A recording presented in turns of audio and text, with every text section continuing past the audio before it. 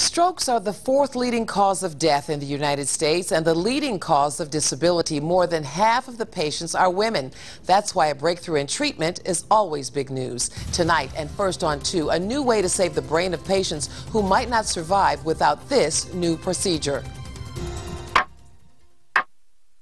Each minute on a clock ticks 60 seconds at a time. When you suffer a stroke, every second means the difference between life, debilitation, or death. In 1999, I had a stroke while I was working. Athena Bocage is one of the lucky ones. She lived to tell her story of stroke. Since her hospitalization, she has volunteered with the American Heart Association. He took my blood pressure and it was 208/109, which is stroking out. When doctors first diagnosed Bocage, immediate medical attention with clot-busting drugs helped save her life. But you have to get to the hospital within the first 3 or 4 hours of symptoms for the drugs to be most effective.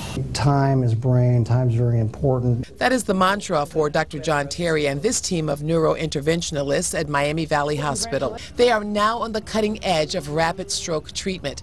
Dr. Terry, Dr. Brian Ludwig, and Dr. William Protzer are the first in this area to use a new procedure that can quickly break up clots in patients who don't get to the ER within the first 3 or 4 hours of having symptoms.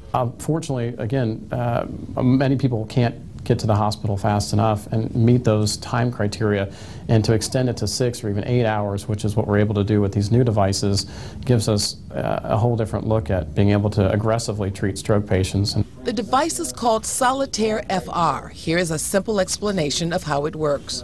Doctors insert a balloon guide catheter in an artery in the patient's groin, then guide that wire through the body and into the clot. Once it is in position, they remove the guide wire, inflate the microcatheter, and guide the Solitaire FR right into the clot. The device deploys a stent, a piece of mesh, and that allows doctors to grab the clot. Dr. Terry describes the minimally invasive procedure, which takes about an hour, this way. I think major advantage of the new device is that it is what we call a stent, which is a wire mesh tube, kind of like a Chinese finger puzzle, and you slide it in when it's collapsed, and then you deploy it by pulling a catheter over it. So it goes up in a catheter, you pull the catheter out, and it opens up. And that opening actually can restore flow right away. The proof is in the before and after scans of a stroke patient's head. In this image, you can see that no blood is flowing to the major arteries. His brain is literally starving to death.